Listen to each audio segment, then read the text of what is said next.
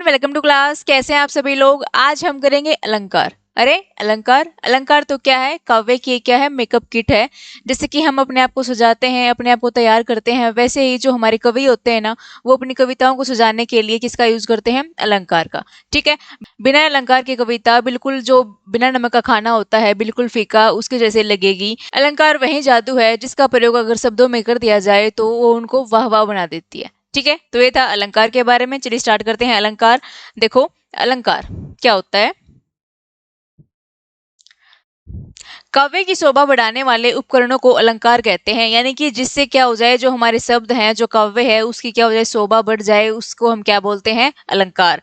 ठीक है। देखो जो हमारे अलंकार है ना, वो किससे बना है, दो शब्दों से मिलकर बना है, अलम और कार। अलम का मतलब क्या होता है, आभूषण, और कार का अर्थ होता है धारण करने वाला। तो दोनों का मिलाकर क्या हो गया, अलंकार। अलंकार क्या होता है, आभूषण को धारण करने वाला। ठीक है। इसका प्रयोग जो कवि होते हैं हमारे, वो कविताओं में करते हैं, वो अपनी कविताओं को सुंदर बनाने के लिए। ठीक है। अब देखो देखते हैं कि जिस प्रकार स्त्रियां अपने शरीर की शोभा बढ़ाने के लिए आभूषण को पहनती हैं, उसी प्रकार भाषा या कविता को सुंदर बनाने के लिए अलंकार का प्रयोग किया जाता है। यानी कविता को सुंदर बनाने के लिए किसका प्रयोग किया जाता है, अलंकार का। ठीक है। आगे देखो, जैसे कि देखो दिया गया है उदाहरण, चारु चंद्र की चंचल किरणें। यहाँ पर अलंकार का प्रयोग किया गया है। इसमें कौन सा अलंकार है, अनुप्रास अलंकार है। ठीक है। आगे देखो, जो हमारा अलंकार है उसके कितने भेद होते हैं, तीन भेद होते हैं। फर्स्ट है हमारा शब्दालंकार, सेकंड है अर्थालंकार, और थर्ड क्या है, उभयालंकार। अब देखो देखते हैं कि जो शब्दालंकार है उसके कौन से भेद होते हैं। फर्स्ट पे आता है अनुप्रास, यमक अलंकार, पुनरुक्ति प्रकाश, विप्सा अलंकार, वक्रोक्ति अलंकार और श्लेष अलंकार। तो देखो जो हमारे मेन अलंकार हैं वो कौन से हैं, अनुप्रास, यमक, पुनरुक्ति और श्लेष, यानी कि जिनके बारे में एग्जाम में पूछा जाता है। इन दोनों अलंकारों को काफी कम पूछा जाता है। ठीक है। देखो देखते हैं अनुप्रास अलंकार के बारे में पढ़ते हैं। अनुप्रास अलंकार क्या होता है, यानी कि ये क्या है, दो शब्दों से मिलकर बना है, अनु प्लस प्रास। यहाँ पर अनु का अर्थ क्या है, बार बार, और प्रास का अर्थ होता है वर्ण। यानी कि बार बार एक ही वर्ण की क्या हो, आवृत्ति हो, बार बार एक ही वर्ण का बार बार प्रयोग हो, उसको हम क्या बोलते हैं, अनुप्रास अलंकार। देखो उदाहरण दिए गए हैं, मैया मोरी मैं नहीं माखन खायो। देखो यहाँ पर किस वर्ण की आवृत्ति हो रही, बार बार कौन से वर्ण का यूज किया गया है, मैं का। देखो मैया मोरी मैं माखन नहीं खायो, तो यहाँ पर कौन सा अलंकार हो गया हमारा, अनुप्रास अलंकार। ठीक है। यानी कि एक वर्ण की बार बार आवृत्ति हो जहां पर, वहां पर कौन सा अलंकार होगा हमारा, अनुप्रास। ठीक है।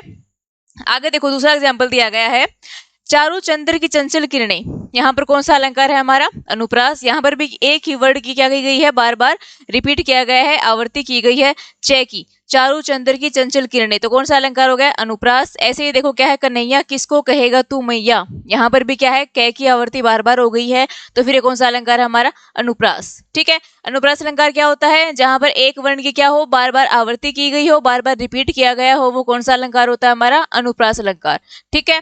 आगे देखो अनुप्रास के भेद इतने इंपॉर्टेंट नहीं है क्योंकि इनके बारे में नहीं पूछा जाता। अब हम पढ़ते हैं हमारा जो नेक्स्ट अलंकार है उसके बारे में। जो हमारा नेक्स्ट है वो क्या है, यमक अलंकार। देखो यमक शब्द का अर्थ होता है दो। जो यमक अलंकार है उसमें जो यमक वर्ड है उसका क्या मतलब है, दो। देखो जब एक ही शब्द ज्यादा बार प्रयोग हो और हर बार अर्थ अलग अलग आए, वहां पर यमक अलंकार होता है। यानी कि मान लो कोई भी लाइन दी गई है, वहां पर एक ही शब्द का बार बार यूज किया गया है, दो बार यूज किया गया है, और उसका मतलब दोनों बार क्या है, अलग अलग है। देखो एग्जाम्पल दिया गया है उदाहरण, कनक कनकते सो गुनी मादकता अधिकाई, व खाए बोराए नर व पाए बोराई। अब देखो यहाँ पर जो कनक कनक है, इसके कारण यहाँ पर क्या है, हमारा यमक अलंकार है। यानी कि एक से ज्यादा बार प्रयोग किया गया है, लेकिन जो कनक कनक है ना, उसका अर्थ दोनों बार अलग अलग है।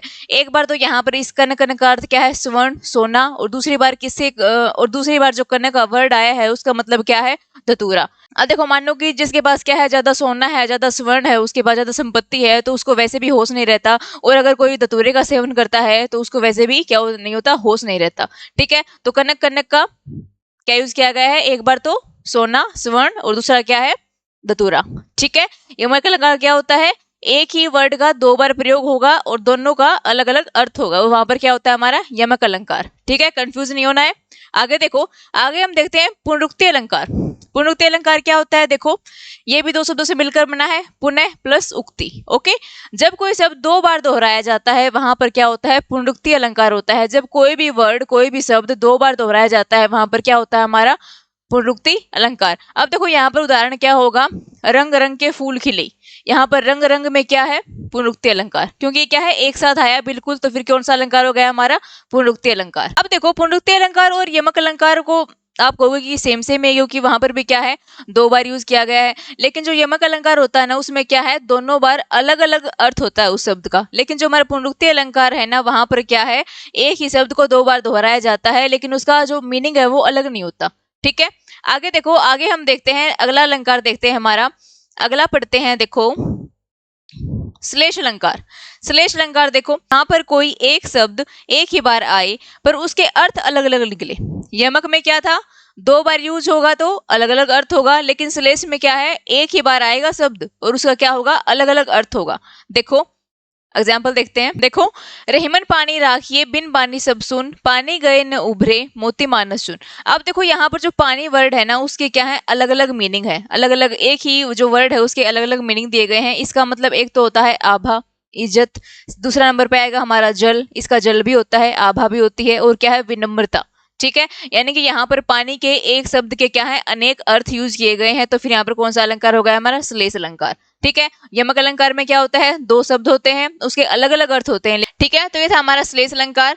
देखो आगे देखते हैं, आगे हम देखते हैं अर्थालंकार। अर्थालंकार क्या होता है, जहां पर अर्थ के माध्यम से काव्य में चमत्कार होता है, वहां पर क्या होता है, अर्थालंकार। तो देखो इसके भी भेद दिए गए हैं, उपमा अलंकार, रूपक अलंकार, उत्प्रेक्षा, दृष्टांत, संदेह अलंकार। हम पहले तीनों अलंकार के बारे में पढ़ेंगे क्योंकि ये काफी इंपॉर्टेंट है, इनके बारे में ज्यादा नहीं पूछा जाता। चलिए देखते हैं उपमा अलंकार के बारे में। उपमा अलंकार क्या होता है, देखो उपमा अलंकार, उपमा शब्द का अर्थ होता है तुलना। आपको पता होगा, उपमा करना बोल दिया जाता है, इसका मतलब क्या है, तुलना की गई है किसी की। जब किसी व्यक्ति या वस्तु की तुलना किसी दूसरे व्यक्ति से की जाए या वस्तु से की जाए, वहां पर क्या होता है, उपमा अलंकार होता है। देखो उदाहरण दिए गए हैं, सागर सा गंभीर हृदय हो, गिरी सा ऊंचा हो मन जिसका। क्या कहा गया है, देखो सागर सा गंभीर हृदय हो, यानी कि गंभीर हृदय हो, किस जैसा हो, सागर सा। तो यहाँ पर क्या किया गया है, उपमा की गई है। गिरी सा ऊंचा हो जिसका मन, यानी कि गिरी जैसा क्या हो, ऊंचा मन होना चाहिए। तो फिर इस क्या है, यहाँ पर कौन सा अलंकार यूज किया गया है, उपमा अलंकार। ठीक है, यहाँ पे क्या है, तुलना की गई है, सा का। ओके, आगे देखो, आगे हम देखते हैं, ये बता देती हूँ कि उपमेय और उपमान क्या होता है। देखो उपमेय क्या होता है, जिसकी तुलना की जाए। उपमेय का क्या होता है, जिसकी तुलना की जाए, और उपमान क्या होता है, जिससे तुलना की जाए। ठीक है, कंफ्यूज नहीं होना है, उपमेय और उपमान में काफी कंफ्यूजन हो जाती है। उपमेय क्या होगा, जिसकी तुलना की जाए, और उपमान क्या होता है, जिससे तुलना की जाए। ठीक है, क्लियर हो गया। आगे देखो, आगे हमारा रूपक अलंकार।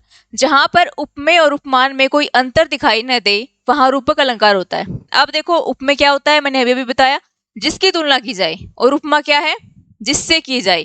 तो देखो रूपक अलंकार वो होता है, उसमें ये ना पता चले कि किसकी तुलना की गई है और किससे की गई है, वहां पर क्या होगा, हमारा रूपक अलंकार होगा। जहां पर उपमेय और उपमान के बीच भेद को समाप्त कर दिया जाए, यानी कि एक कर दिया जाए, यानी कि ये ना पता चले कि उपमेय कौन सा है और उपमान कौन सा है, किसकी तुलना की गई है, किससे की गई है, वहां पर क्या होता है, हमारा रूपक अलंकार होता है। ठीक है, देखो एग्जाम्पल देखते हैं, दिया गया है, उदित उदय गिरी मंच पर रघुबर बाल पतंग, विकसे संत सरोज सब, हर्षे लोचन भ्रंग। अब देखो यहाँ पर ये नहीं पता चल रहा कि कौन सा हमारा उपमेय है, कौन सा उपमान है, किसकी तुलना की गई है, किससे की गई है। एक और एग्जाम्पल देखते हैं, इसका दूसरा एग्जाम्पल है हमारा चरण कमल बंदो हरिराई। चरण कमल बंदो हरिराई, यहाँ पर क्या है, ये भी नहीं पता चल रहा कि कौन सा उपमान है, कौन सा क्या है, उपमेय है, किसकी तुलना की गई है, किससे की गई है। तो फिर कौन सा अलंकार होगा, हमारा रूपक अलंकार। ठीक है, यानी कि उपमेय और उपमान में जो अंतर है वो खत्म कर दिया जाता है, दोनों को एक कर दिया जाता है, वहां पर क्या होगा, हमारा रूपक अलंकार। ठीक है, अब देखो एक और उदाहरण देखते हैं रूपक अलंकार का, हरि पद कोमल कमल से। यहाँ पर देखो क्या कहना चाह रहा है, हरि के जो पद हैं, जो पैर हैं, वो कोमल है, किससे, कमल से।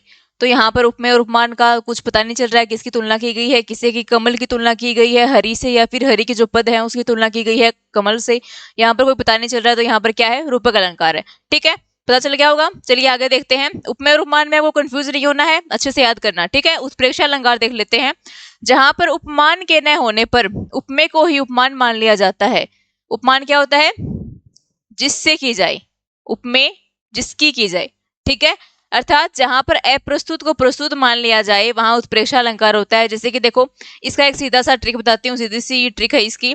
अगर किसी पंक्ति में अगर आपको ये शब्द दिखे, मनु, जनु, मेरे, जानते, मनु, मानो, निश्चय, इव आदि, अगर आपको मानो, मनु, जनो, जनु अगर ये सब दिखते हैं, तो वहां पर क्या होता है, हमारा उत्प्रेक्षा अलंकार होता है। उदाहरण देखते हैं, देखो, सखी सोहत को बाल के उर गुंजन की माल, बाहर सोवत मनु पिए, दावानल की जवाल। अब देखो यहाँ पर क्या है, आप देखते ही पता लगा सकते हो, मनु आ गया है, मनु जनो, मानो जनो, यानी कि मान लो, जनो, ऐसा कुछ वर्ड आ जाए ना तो वहां पर क्या होता है, हमारा उत्प्रेक्षा अलंकार होता है। ठीक है, ये देखते ही बताने की ट्रिक है एक। ओके, आगे देखो, ये था हमारा उत्प्रेक्षा अलंकार। या आगे देखो, आगे हम देखते हैं जो नेक्स्ट अलंकार रहता है हमारा, एक रहता है शायद अतिशोक्ति, कहाँ गया, देखो अतिशोक्ति अलंकार। अब देखो जो मैंने बीच में छोड़ दिया ना, ये मत सोचना कि मैम ने कराया नहीं, क्योंकि ये ज्यादा इंपॉर्टेंट नहीं है। जो एग्जाम्स होते हैं उनमें इन्हीं को बार बार पूछा जाता है, जो मैंने आपको बताए हैं। इनके भेद के बारे में कोई नहीं पूछता इतना। ठीक है, तो देखो हम इंपॉर्टेंट करेंगे। अतिशोक्ति अलंकार क्या होता है,